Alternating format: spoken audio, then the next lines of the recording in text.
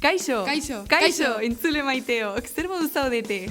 Ongi etorriak hau podcastera, hezkidetza eta askatasuna uhinetan zabaltzeko podcasta.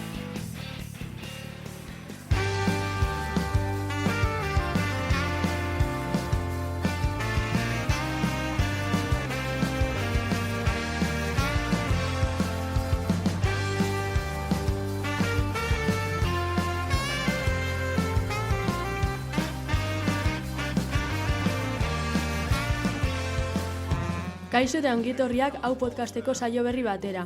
Gu Edurne eta Iazki gara, Burlatako askatasuna ikastetxeko batxilergoko ikasleak hain zuzen ere. Hasi aurretik, eskerrak eman nahi dizkiogu Ainue taldeari zentzu bila bestia erabiltzeko aukera zoragarria emateagatik. Talde hau duela gutxi sortu zen eta bestia hau aurtengoa da. Zehazki, errautzetatik loratzen diskokoa. Gustatu bazaizue edonon entzun dezakezue. Gai hau oso garrantzitsua dela iruditzen zaigu egunerokotasunean bizi ditugun gertakarien parte delako. Horrela, gaiari buruz hausnartzeko aukera emango dizuegu. Iazki, zuk zer egingo zenuke kaletik bakarrik joango bazina, beldurra sentzituko zenuke? Egia esan da, nik bai, egoera horretan beldurra sentituko nuke. Baina zuk uste duzu gizon batek berdina sentituko lukeela? Nik uste dut ezetz, zentzu horretan genero desberdintasuna oso nabarmena baita. Egindako ikerketen arabera, 10 emakumetatik 7 gutxienez indarkeria matxista jasan dute noizbait. Naiz eta askotan eskonturatu, datu hauek interpretatu argi ikusi daiteke gizarteko arazo larri bat dela, eta konponbide bat bilatu behar dugula. Bai, oso erraza da konponbide bat jarri behar dugula esatea, baina benetan konponbide bat jarri nahi badiogu, lehenengo hainbat elementu behar ditugu salaketa bat jartzeko, biktimen testigantzak eta erasoen frogak besteak beste. Hala ere, biktima askok mehatxuak jasaten dituzte eta horren ondorioz salaketak zailtzen edota ekiditen dituzte. Esate baterako Sanferminetan gertatu zena La Manadarekin. Zuk hori sufritu izan bazenu nola jokatuko zenukeen? Galdera guzti hauek erantzuteko hainbat ikuspuntu partekatuko ditugu. Horretarako, bi gonbidatu ekarri ditugu, Aizea eta Jaione. Kaixo neskak. Iepa. Kaixo, hasi aurretik eskerrak eman nahi dizkizuegu podcast honetan parte hartzeko aukera ematagatik. Bai, oso eskertuta gaude. Gai honetaz hitz egitea oso garrantzitsua dela iruditzen zaigu. Beraz, astera goaz.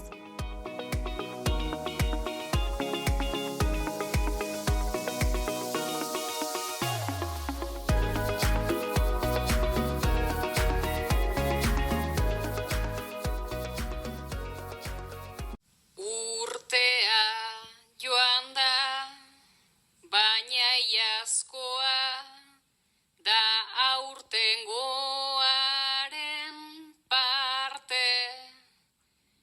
Urte osoan zehar hainbeste eraso irainta atake. Kuadrilletako izketalditan uzten direnak aparte.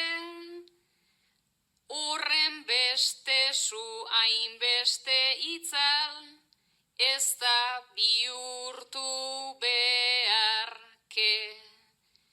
Azteko ta txikiagotzen badaukagu nahiko arte. Inoiz ez baita aski larria, emakume bat hil arte. Entzun duzue hau, bertso hau Alaia Martinena da, aurtengo Gipuzkoako bertso txapelketako irabazlearena. Zera esaten du amaieran, inoiz ez baita aski larria emakume bat hil arte. Alaiarekin guztiz ados nago. Askotan ez gara egoeraz jabetzen, baina sexismoa edonon aurki dezakegu. Kalean, etxean, baita. Gure pentsamenduetan ere. Bai, arrazoi guztia duzu eta ez dugu denboran atzera egin beharrik. Gaur irakurri dut Gabon Zaharrean hemen Iruñan indarkeria matxista delituengatik 4 pertsona atxilotu zituztela. Bai, baina lau horiek soilik salatutakoak izan dira. Isilean sufritzen duten hainbat emakume ere badaude. Edo zoritxarrez, salatu izan dituztenak ere. Bai, egia da, gainera ez gara konturatzen. Baina eraso sexistak alor guztietan gertatzen dira. Eta askotan esperoz ditugu horietan. Hala nola, famatuen munduan. Esan duzun bezala, famatuen munduarekin harreman estua dituzten hainbat kasu ere indarkeria mota honen islada dira. NBA-ko inguru giroan esaterako. Jeffrey Taylor jokalariari adibidez, inoiz tratu txar kasu batean jokalari bati ezarritako zigor luzena ezarri zioten, 24 lehiako zigorra zehazki. Egia esan da, egindakoarekin alderatuta zigor baxua ezarri ziotela uste dut. Brandon Dawson ere, bikotekidea ustez jipoitzagatik atxilotu zuten, baina $50,000 fiantza ordaindu eta berehala askatu zuten. Bai, irakurri dut NBA-ko jokalari askoren kasuak ez direla epaituak izan, tartean ordainketak egon direlako eta biktimak atzera bota direlako. Arrazoi duzu, dirudienez famatuen munduan diruarekin dena konpontzen da. Bai, horrekin amaitzeko zerbait egin beharko genuke. Hala ere, baditugu gertuagokoak diren kasuak edo egoerak ere. Manosferari buruz zerbait entzun alduzue. Zerbait bai, baina ez dakit zehazki zer den. Entzun dut manosferak dioela feminismoak gizonak zapaldu nahi dituela. Bai, egia da, manosfera mugimendu feministaren kontrako edukien multzoa da, interneten dagoena. Hein batean gaur egungo gazteak bereziki mutilak nahiko arrazistak eta matxistak dira horren ondorioz. Bai, manosfera oso matxista da eta arrazista ere izateaz gain, LGTBI komunitatea gorroto du. Gainera, jendea dirua inbertitzen ari da horretan eta hori zabaltzea eragiten ari da.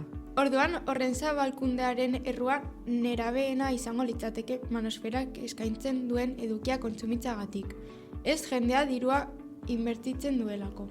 Hori da jende askok pentsatzen duena, baina oker zaude.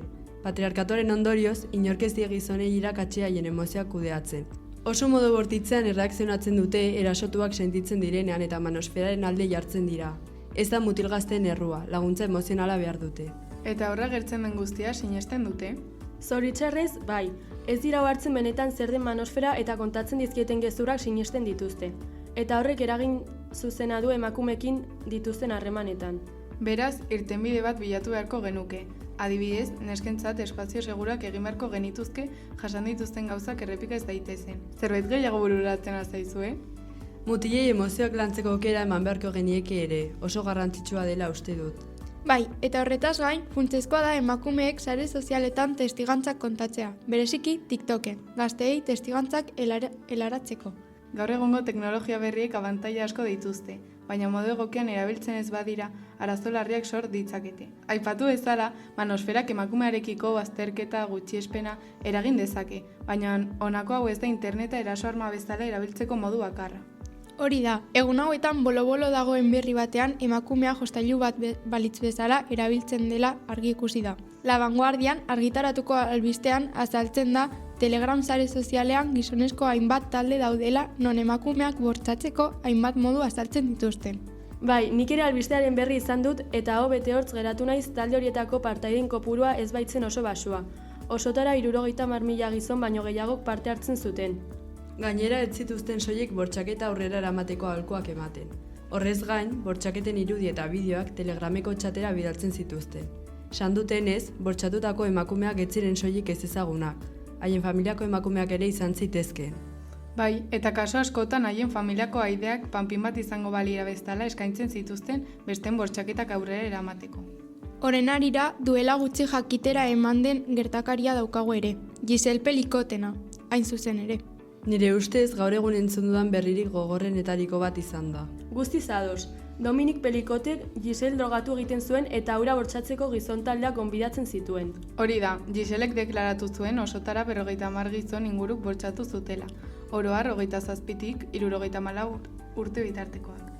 Gainera, kasu argitaratu zen arte, denek zeramatzaten itxuraz bizitza arrunt eta anonimoak. Bai, oraindik hor da biltza, epaiketa ezberdinak eginez, biktimaren eta akusatuen testigantza ezberdinak aztertuz. Ea zigorduin bat ezartzen dieten lotsagabe horiei. Amaitzeko, Giselek esanakoa irakurriko dut. Errekonozitu gabeko biktimengan pentsatzen dut. Haien historiak askotan itzalean egoten baitira. Jakin ezazue borroka berean gaudela.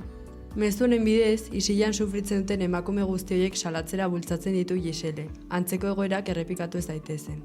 Hori da, hemendik sufritu duten eta sufritzen ari diren emakume guztiei gure babesa eskaintzen diegu. Bai, eta gertatu zaien edozer kontatzea gonbidatzen ditugu. Emakumeok ez eskutatu, ez sentitu lotzik, zuen testigantza laguntzaz horrelako egoerak ekiditea lortu baitugu. Bueno, gaurkoz bukatu egin dugu, mila esker neskak. Zuekin hitz egitea asko gustatu zaigu. Eskerrik asko gonbidatzagatik. Plazer bat izan da. Plazerra gurea da zuekin egoteagatik. Bukatu da saioa, espero dugu gustatu izana eta hurrengora arte.